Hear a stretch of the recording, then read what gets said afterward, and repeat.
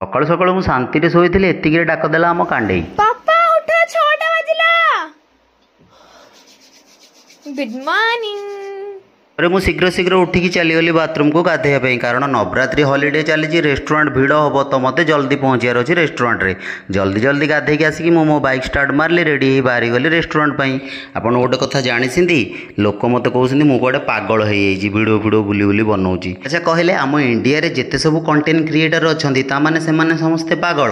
ଯଦି ଆମେ ପାଗଳ, ଆମ ପାଗଳମାନଙ୍କୁ ତ ଦେଖିବା ପାଇଁ ଆପଣ ମୋବାଇଲରେ ଅନଲିମିଟେଡ଼ ଡାଟା ପକାଉଛନ୍ତି।